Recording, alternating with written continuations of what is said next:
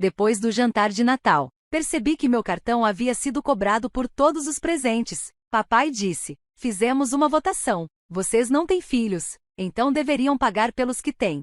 Tremendo, peguei meu celular e falei: então você vai adorar o que vem a seguir. Ele riu. No dia seguinte, meu celular explodiu com 53 chamadas perdidas. Meus primos gritavam, minha mãe implorava, e meu pai também pediu para que eu parasse. Mas então eu disse: você só pode estar brincando. Minha mão ficou parada no ar, segurando o garfo. Eu tinha acabado de olhar meu celular debaixo da mesa. No começo achei que fosse algum erro. Havia uma cobrança de $13,642 no meu cartão de crédito naquela manhã, mas então vi os detalhes. Lojas de departamento, redes de brinquedos, lojas de presentes online, todos os presentes, cada um deles. Quem fez isso? Perguntei baixo, minha voz cortando o som de papel de presente sendo amassado e músicas de Natal sem graça tocando no alto-falante. Papai levantou os olhos da taça de vinho com total naturalidade, como se eu tivesse perguntado se o peru estava seco. Fizemos uma votação, ele repetiu: sério, você não tem filhos, então deve pagar pelos que tem. Eu pisquei. Aquilo fazia sentido? Bem, ele continuou, como se explicasse o clima: você não tem filhos, o resto de nós tem, então achamos justo você cobrir os presentes deste ano para os pequenos. Olhei para ele, depois para minha mãe, que rapidamente desviou os olhos para o prato. Minha irmã continuou bebendo vinho, enquanto os gêmeos dela abriam caixas de Lego que aparentemente eu paguei. Meu primo Jeff deu de ombros, constrangido, como se soubesse que era errado, mas também não fosse me defender. Você usou meu cartão sem pedir, eu disse. Decidiu que eu pagaria por tudo só porque sou solteiro. Você sempre diz que não se importa em ajudar, murmurou mamãe. Ajudar? Repeti, quase rindo. Ajudar é oferecer. Isso foi uma conspiração. Não fique tão chateado, papai disse, dando de ombros. É só dinheiro, você tem bastante. Meu coração batia tão forte que mal conseguia ouvir as palavras com o zumbido nos meus ouvidos. Olhei ao redor da mesa 12 pessoas, metade das quais não falava comigo o ano todo, a não ser para pedir um favor ou um empréstimo, e agora tinham decidido, discretamente, que eu deveria bancar o Natal deles, como uma espécie de punição por não ter filhos. Vocês são inacreditáveis, eu disse, me levantando. Senta aí, retrucou meu primo, não estraga o clima, as crianças estão se divertindo. Ah, não se preocupem, falei, colocando a mão no bolso para pegar o celular. Eu não vou estragar o clima, eu vou encerrar o show. O que isso quer dizer? Papai perguntou, com um sorriso divertido. Encarei ele. Quer dizer que você vai adorar o que vem a seguir. Ele realmente riu, riu como se eu estivesse blefando, como se eu fosse covarde demais para finalmente fazer o que já devia ter feito há anos. Mas ele não estava rindo no dia seguinte. Por quê? No dia seguinte, meu celular tocou, 53 chamadas perdidas, primo gritando, mãe implorando, pai realmente implorando para eu parar. Mas, a essa altura, eu já tinha enviado, e não tinha mais volta. Ninguém acorda um dia e simplesmente percebe que a própria família te enxerga como uma carteira ambulante. Isso acontece devagar, em silêncio, como um vazamento escondido sob o assoalho. Você só percebe a podridão quando tudo desaba. Tudo começou anos atrás, depois que me formei na faculdade. Consegui um emprego na área de tecnologia. Nada incrível, só um trabalho estável, plano de saúde e um salário que não sumia antes do fim do mês. Minha irmã engravidou aos 23 anos e voltou para casa. Meu primo Jason largou a pós-graduação e passou 7 anos se encontrando. Meus pais diziam que era só uma fase difícil para todo mundo. E eu era o que estava no controle, era o que sempre falavam. Você está indo bem, você não precisa de muita coisa. Minha mãe adorava me lembrar disso com aquele sorriso suave, quase condescendente. Você tem sorte. Você devia compartilhar essa sorte, disse minha tia uma vez, enquanto aceitava um cheque meu para pagar o aluguel do filho.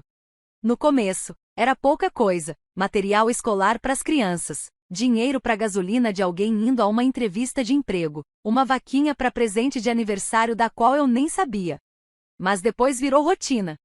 Quando meu irmão Dan perdeu o emprego, eu paguei o aluguel dele por 6 meses. Quando minha prima Sara quis abrir um pequeno negócio, banquei as taxas do Shopify e ainda comprei o estoque inicial inteiro. Ela vendeu 2 itens e nunca mais falou sobre isso.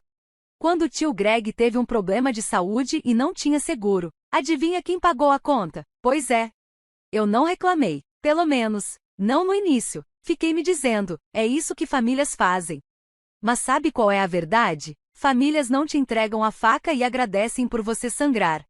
Eles me sugaram até não sobrar mais nada e eu deixei. O pior é que eles agiam como se estivessem me fazendo um favor. Você se sente bem ajudando. Seu nome está no cartão do grupo. Isso é especial. Não fica assim, tenso. A gente é família. Ninguém nunca disse obrigado, nenhuma vez. E não era só sobre dinheiro, era tempo, energia, atenção, minha capacidade emocional. Eu era a babá oficial, o contato de emergência, o socorro garantido. Uma vez, peguei uma gripe horrível na véspera de Natal. Mandei uma mensagem para minha mãe avisando que não ia conseguir ir. Ela respondeu: Ok, mas você ainda pode mandar os presentes? As crianças estão contando com você. Lembro de estar sentada no chão do banheiro, enrolada num cobertor, tonta de febre, pensando: por que eles só lembram que eu existo quando vem uma fatura junto? Mas o momento em que tudo finalmente fez sentido, o estalo que deu início à reação em cadeia veio 3 meses antes daquele jantar de Natal. Levei minha sobrinha a uma livraria e deixei que ela escolhesse o que quisesse. $50 depois, ela saiu com materiais de arte, alguns livros de capa dura e uma preguiça de pelúcia gigante, que ela chamou de Slump. Ela ficou radiante, eu também. Até deixá-la em casa. De onde é o Slump? Minha irmã perguntou. Eu sorri, deixei ela escolher hoje. Ela franziu a testa. Você está mimando ela. Acha que é o tio legal só porque tem dinheiro? Eu pisquei. O quê? Ela zombou, com um risinho debochado. Talvez você devesse gastar menos com brinquedos e mais com uma personalidade. Aquilo me atingiu com tanta força que, por um segundo, eu quase ri.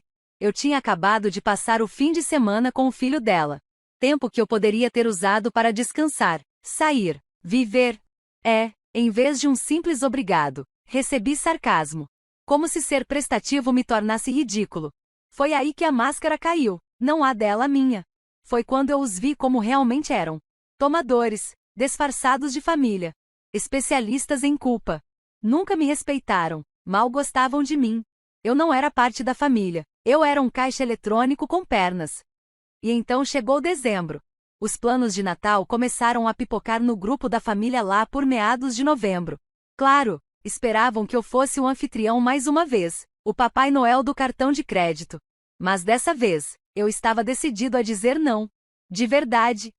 Até que meu pai me mandou uma mensagem em particular. Você é tão bom nisso, por que não cuida de todos os presentes de novo? A gente resolve isso depois. Eu ainda nem tinha superado o que aconteceu no ano passado, ou no retrasado. Então respondi de forma direta e fria. Só se combinarmos previamente quem vai pagar o quê. Ele visualizou a mensagem, e ficou no vácuo por 3 semanas. Achei que, talvez, a ficha tivesse caído. Eu estava errado. Eles usaram meu cartão reserva. Aquele que eu tinha dado para minha mãe, anos atrás, só para emergências. Ela ainda tinha um número. Pelo visto, compartilhou com os outros porque o extrato mostrava compras feitas em 5 lojas diferentes, nenhuma delas na região dela. Ela não comprou nada, eles compraram tudo. E quando eu mencionei isso no jantar, eles riram. Riram. As palavras exatas do meu pai. Nós votamos. Você não tem filhos, então deve pagar pelos que tem. Como se isso fosse justo. Como se isso fosse democracia. Como se eu não tivesse o direito de dizer não. Naquele momento, entendi que eles realmente acreditavam nisso. Acreditavam que eu existia para aliviar o fardo deles. Que o fato de eu não ter filhos me tornava devedor dos que tinham família de verdade. Como se minha vida, minha paz, meu tempo e meu dinheiro fossem todos menos importantes que os deles. E quando me levantei da mesa e disse que eles iam adorar o que viria a seguir, eles nem se importaram. Meu pai riu porque, para eles, eu estava só blefando. Como sempre. Mal dormi naquela noite. Não por culpa, ainda não tinha superado essa fase, mas também não estava mais preso nela. Fiquei acordado, deitado na cama, revivendo cada comentário passivo-agressivo, cada expectativa nunca dita, cada vez que me fizeram me sentir menos por não ter o que eles tinham. Crianças, caos, como se isso tornasse eles melhores, nobres. E eu, descartável. Mas, quando o sol nasceu e pintou o teto do meu quarto de um laranja suave, algo dentro de mim mudou. A hesitação saiu de mim como veneno. E o que ficou não foi só raiva. Era clareza. Eles queriam tratar isso como democracia? Tudo bem. Vamos falar de democracia. Abri meu laptop e digitei o seguinte. Assunto: mudanças na contribuição familiar efetivo imediatamente. Estou me afastando de qualquer tipo de suporte financeiro relacionado à nossa família extensa. Isso inclui, mas não se limita a, presentes de Natal, presentes de aniversário para menores ou adultos, contribuições para mensalidades escolares, empréstimos temporários para cobrir hipotecas, resgates emergenciais via Pix, transferências ou aplicativos como Venmo, despesas inesperadas com veterinário, consertos de carro ou assinaturas como Disney Plus. Se você usou meu cartão sem autorização, espere um estorno. Se você salvou meus dados ou os compartilhou sem minha permissão, espere contato legal. Você votou, agora é minha vez de votar. Feliz Natal da tia sem filhos. E então eu fui direto ao ponto. Todos os nomes naquele grupo de bate-papo. Meus pais, minha irmã, os 6 primos. Minha tia que ainda acha que eu devo algo a ela porque cuidou de mim uma tarde quando eu tinha 4 anos. Depois disso, desliguei o celular. Eles levaram exatamente 7 horas e 16 minutos para quebrar. Quando liguei o telefone de novo, ele explodiu como uma granada na minha mão. 53 chamadas perdidas. Dezenas de mensagens de texto. Vários áudios de parentes chorando. Primos me ameaçando de processo por danos emocionais. E uma mensagem da minha mãe que começava com: meu coração está em pedaços, e terminava com: isso é mais do que decepcionante. Meu pai me ligou 12 vezes. A última mensagem de voz dele era só uma frase: por favor, pelo amor de Deus, não faça isso. Mas já estava feito. Por quê? No momento em que perceberam o que eu quis dizer com chargeback, eu já tinha falado com meu banco. A denúncia de uso indevido foi aprovada. Mais de $600 em compras não autorizadas foram bloqueadas. As casas de sonho da Barbie? Os rifles Nerf de alta precisão? Em espera. Os iPads e as caixas natalinas? Devolvidos. E a cereja do bolo? Congelei o cartão de emergência. Então, quando minha prima Sara tentou usá-lo para reservar um hotel mais tarde naquela noite, recusado 2 vezes. As consequências foram nucleares. No dia seguinte, recebi uma ligação do meu tio, um dos poucos que nunca me pediu dinheiro, mas também nunca disse nada quando os outros pediram. A voz dele veio baixa, envergonhada. Sua mãe está chorando. Ela disse que você arruinou o Natal. Eu não hesitei. Não, eles arruinaram tudo quando decidiram transformar meu cartão em conta conjunta. Eles ficaram sobrecarregados. Não, eu o interrompi. Eles agiram com direito. Tem uma grande diferença. Silêncio. Então, você vai mesmo cobrar tudo? Eu já cobrei. Ele suspirou. Bom, não posso dizer que eles não mereceram. E desligou. Essa foi a última mensagem civilizada que recebi por dias. O verdadeiro confronto aconteceu 3 dias depois. Cheguei em casa do trabalho, e eles estavam me esperando na varanda. Minha mãe, meu pai e minha irmã Raquel, todos de braços cruzados e com o rosto fechado como se tivessem mastigado ácido de bateria. Podemos conversar? Minha mãe perguntou, com a voz trêmula. Abri a porta. Digam logo o que vieram dizer. A gente não queria que isso chegasse a esse ponto, ela disparou, nervosa. A gente só achou que o quê? Cortei. Que eu ia sorrir, engolir o prejuízo de novo e dizer, claro, me roubem, mas tragam a gemada. Meu pai tentou intervir. Filho, não vamos transformar isso numa guerra. Somos uma família. Eu ri, alto. Vocês declararam guerra quando usaram meu cartão sem permissão e chamaram isso de votação. Aquilo não parecia família. Parecia traição. Raquel revirou os olhos. Ai, meu Deus, você ainda está nessa? Tá agindo como se a gente tivesse esgotado todas as suas economias. Eu paguei o conserto do seu carro no verão passado. Gritei, porque você disse que não conseguiria chegar ao trabalho com o para-brisa rachado. Você disse que ia me pagar. Ela bufou. Você ganha 6 dígitos. Você aguenta. E é por isso respondi, me aproximando, que isso acaba agora. Vocês todos me tratam como se eu fosse só uma carteira ambulante que, de vez em quando, aparece com uma travessa de comida. Os olhos da minha mãe se encheram de lágrimas. A gente só queria dar um bom Natal para as crianças. Então rouba de mim? Respondi. Meu pai deu um passo à frente. Chega! Isso já passou dos limites. Você precisa resolver isso. Cancele os estornos. Agora. Eu olhei para ele. Não disse nada. Então ele tentou outro caminho. Pense em como isso parece, falou com um tom sombrio. O que você quer que as pessoas digam? Que você traiu a própria família por causa de uns brinquedos. Nem pisquei. Quero que digam que finalmente criei coragem.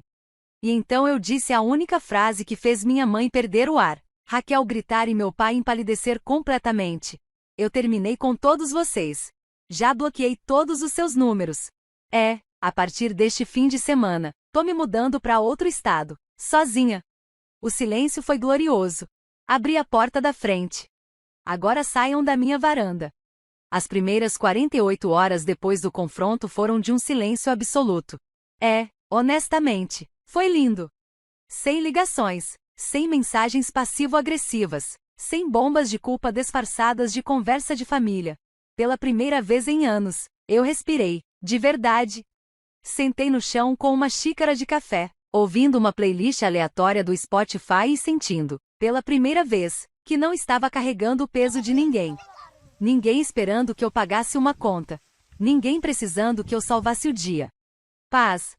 Mas eu conheci a minha família. Eles não desistem fácil quando perdem seu patrocinador preferido.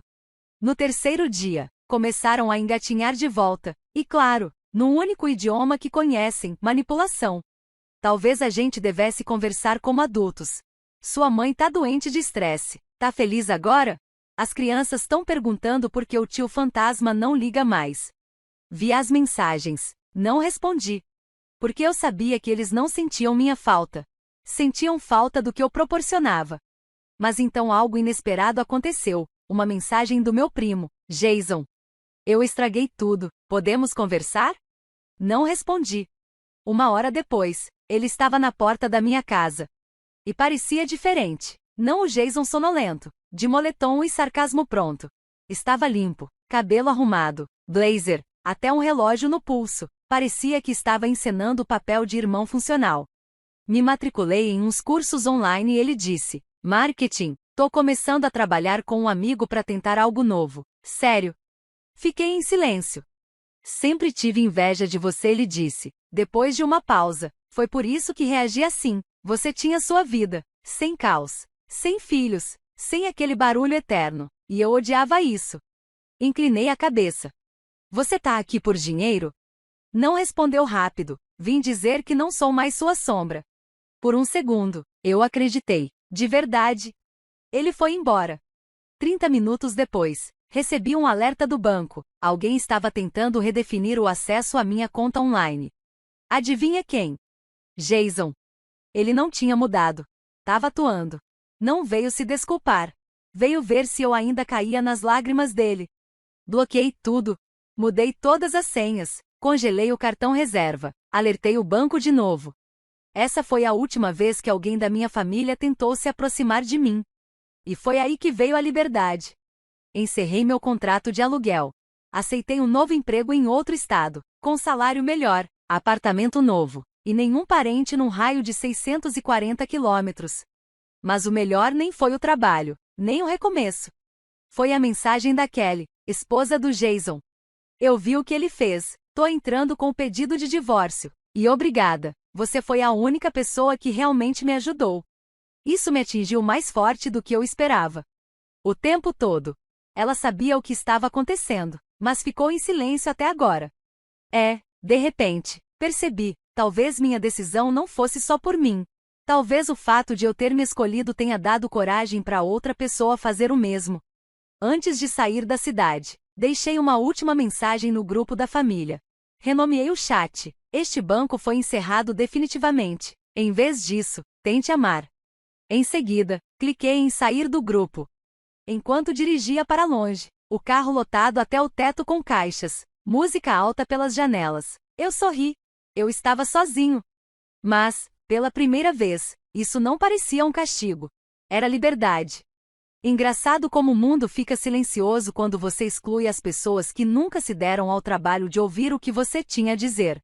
Depois que me mudei de estado, troquei meu número e bloqueei todos. O silêncio não era solidão. Era paz. Paz crua, firme, gloriosa. Chega de mensagens tipo: você pode cobrir meu aluguel esse mês? Chega de culpa disfarçada de preocupação. Chega de ver o celular acender com nomes que só apareciam quando tinham boletos. Eles se foram, e não foi só um corte. Pela primeira vez na minha vida adulta, eu não tinha nenhuma obrigação financeira com a sobrevivência de ninguém. E pela primeira vez, eu estava sobrevivendo nos meus termos. Achei um novo AP. Nada de luxo, mas era meu. Minhas regras. Meu orçamento. Minha paz. A geladeira, só com o que eu gostava. Na primeira noite dormindo lá, deixei o celular no modo não perturbe. Não porque eu esperava alguma ligação, mas porque, pela primeira vez, eu sabia que não viria nenhuma. E deixa eu te contar, existe uma cura que só acontece no silêncio. Um tipo de cura que vem quando você não precisa se explicar, nem defender seus limites o tempo todo, nem se perguntar: será que tô sendo duro demais? Não. Você não tá sendo duro, você tá sendo livre. Eles tentaram, claro. Novos números, contas falsas, mensagens de voz. Até criaram um Instagram descartável para me mandar: volta pra casa, somos família, já deu. Eu ri. Já deu. Foi isso que eu disse quando vocês votaram para me roubar e ainda riram da minha cara. Foi o que eu disse quando meu pai falou que eu deveria fazer mais, porque não tenho filhos. Foi o que eu disse quando meu irmão, mesmo depois de tudo, ainda tentou invadir minha conta bancária. Mas agora é diferente. Agora, já deu, não é um pedido. É um limite. E adivinha? É um caminho que eles nunca mais vão cruzar. Comecei a fazer terapia, contei tudo para minha terapeuta. Ela não se chocou, só assentiu com a cabeça e disse: você foi condicionado a acreditar que o amor precisa ser conquistado através do sacrifício. Essa frase ficou na minha cabeça. Porque era exatamente isso. Eles me fizeram acreditar que, se eu não desse algo, eu não valia nada. Se eu não pagasse, eu não pertencia. Se eu não sacrificasse minha paz, meu dinheiro, meu tempo, nem sequer fingiriam me amar. Isso não é amor. Não é cuidado. É controle. E eu finalmente me libertei disso. E eu escapei.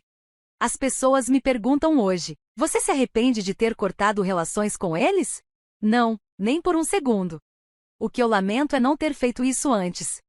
Lamento todas as festas de aniversário que eu banquei e nem fui convidado.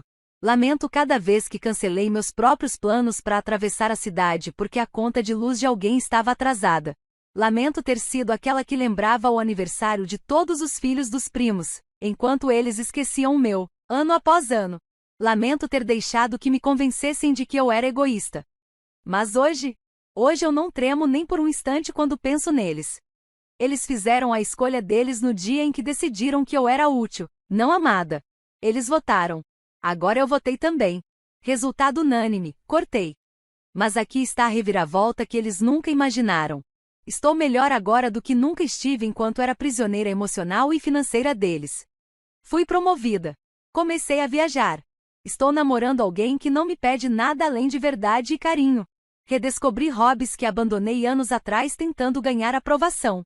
Voltei a fotografar. Tô aprendendo a cozinhar de verdade comida de verdade, não só delivery ou lanchinho à meia-noite, depois de pagar o aluguel de outra pessoa. Adotei um cachorro. Dei a ela o nome de Equilíbrio. Ela é tranquila, leal e não espera nada de mim além de amor. Honestamente, isso já é mais do que a maioria dos meus parentes de sangue me deu na vida. E quando achei que essa história tinha terminado, recebi uma mensagem de um número desconhecido. Ele saiu. Vamos nos divorciar. Só queria que você soubesse.